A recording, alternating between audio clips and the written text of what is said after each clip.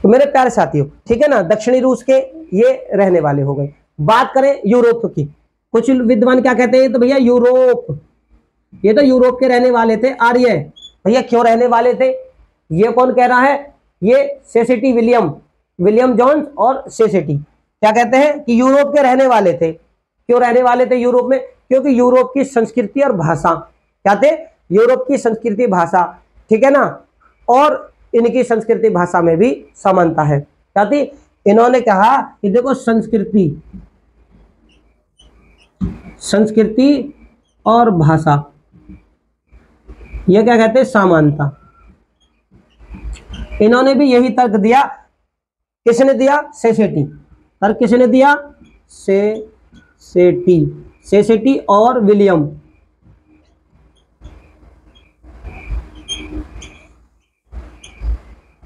ठीक है, सेसेटी और विलियम जोन्स ने कहा आर्य यूरोप के थे। क्यों थे, इनकी संस्कृति और भाषा और ऋग्वेद की संस्कृति और भाषा समान था।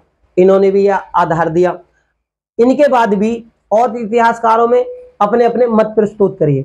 मतों में क्या कहे, कुछों ने क्या कहा, जैसे कि हमारे बाल गंगाधर तिलक थे, उन्होंने कहा कि ये तो उत्तरी ध्रुव के थे। क्या कहा था उन्होंने, उत्तरी ध्रुव। उन्होंने कहा हमारे ही महापुरुष रहे जिन्होंने ये तर्क प्रस्तुत किया कि ये तो उत्तरी ध्रुव के थे, यानी आर्टिक प्रदेश। उत्तरी ध्रुव कहां पर, आर्टिक प्रदेश।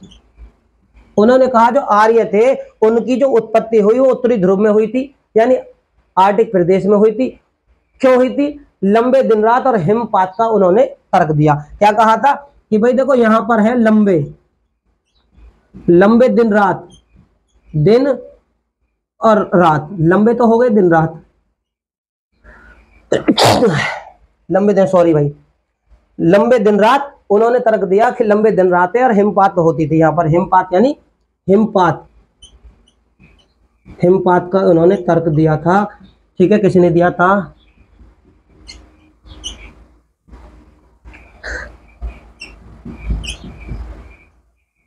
बाल गंगाधर तिलक। ठीक है, ये इनका तर्क था। क्यों तर्क था भाई, देखो ऋग्वेद में दिन रात का तर्क है, लंबे दिन रात। हिमपात भारतीय क्षेत्र में भी होता है, हिमालय के क्षेत्र में, और आर्टिक प्रदेश में तो होता ही होता। तो इन्होंने ये कहा कि वहां पर भी होता था लंबे दिन रात, तो यहाँ पर भी होते थे, यहाँ पर भी थे और वहां पर भी थे। तो इन्होंने कहा ये तो उत्तरी ध्रुव में, उत्तरी ध्रुव के थे और भारत में आ गए। इन्होंने ये तर्क प्रस्तुत किया। इसके बाद में हमारे और भी इतिहासकार हुए। इतिहासकारों में है तिब्बत के रहने वाले थे, कौन थे, दयानंद सरस्वती।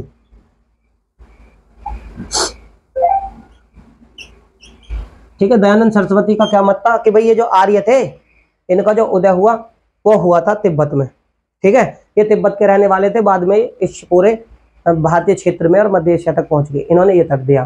ठीक है ना। और एक इतिहासकार है पेनिक। क्या है, पेनिक, जर्मनी का। क्या इन्होंने कहा, जर्मनी का क्षेत्रीय मैदान। इन्होंने कहा था कि जर्मनी के जो मैदानी है, जर्मनी का मैदानी भाग। ठीक है, आप भाग लिख सकते हैं। ये कौन कह रहे थे, इतिहासकार पेनका। ये इतिहासकार थे, ये कह रहे पेनका महोदय कि भाई ये जो थे ना आर्य, पेनका जी क्या कहते हैं कि जर्मनी के मैदानी भाग में आर्य रहते थे और उसके बाद में ये वहां से इन्होंने अपना विस्तार किया। ठीक है ना। और अवनीश चंद्र बोस, वो क्या कहते हैं कि सप्त सैंधव। कहाँ थे, हमारे एक इतिहासकार रह गए जिनका नाम था, वो कहते हैं आर्य जो थे सप्त सैंधव प्रदेश में रहते थे। किस में रहते थे आर्य, सप्त सैंधव प्रदेश में। कौन कहते हैं, अवनीश। कौन कहते थे हैं, अवनीश चंद्र बोस। ठीक है, ये क्या कहते हैं, आर्य जो थे वो सप्त सैंधव प्रदेश में ही इनकी उत्पत्ति हुई थी। तो मेरे प्यारे साथियों, मेरा जो समझाने का मत था, जो मेरा तर्क था, वो ये कि ये वो इतिहासकार है जिन्होंने कहा, क्योंकि आर्यों की उत्पत्ति जो थी वो विवादग्रस्त थी और विवादग्रस्त होने के बावजूद कुछ इतिहासकार ऐसे थे जिन्होंने अपने मत प्रस्तुत किए कि भाई आर्य यहाँ पर रहते थे, बाद में उनका विस्तार हुआ, बाद में वो उन्होंने अपना विस्तार किया। तो वो इतिहासकार ये है जो ये साबित करने की उन्होंने कोशिश करी कि आर्य कहाँ उनकी उत्पत्ति हुई और फिर उन्होंने अपना विस्तार किया। ठीक है, अब मैं मेरे प्यारे साथियों बात करें, ये जो वैदिक काल है ये 1500 से 600 ईसा पूर्व तक था। क्या था? अगर वैदिक काल को बारीकी से जाने तो वैदिक काल का जो समय है वो, यानी कि लिख देता हूं, ठीक है, वैदिक सभ्यता का समय। देखो, इसको जानने के लिए ये तो था कि आर्य कहां पर थे, इतिहासकारों का मत था कि भाई वो कहां के रहने वाले थे, कहां उनकी उत्पत्ति और कहां उन्होंने अपना विस्तार किया। लेकिन हड़प्पा सभ्यता के बाद में जो सभ्यता अस्तित्व में आई वो थी वैदिक सभ्यता, और वैदिक सभ्यता के बारे में हमें वेदों से जानकारी मिलती है, इसलिए इसे वैदिक सभ्यता कहा गया।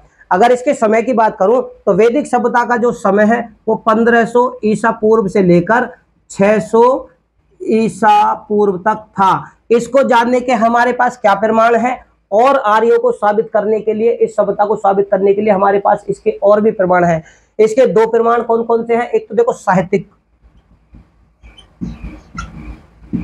साहित्यिक साक्ष्य के माध्यम से हम वैदिक सभ्यता को जान सकते हैं, और दूसरा पुरातत्व।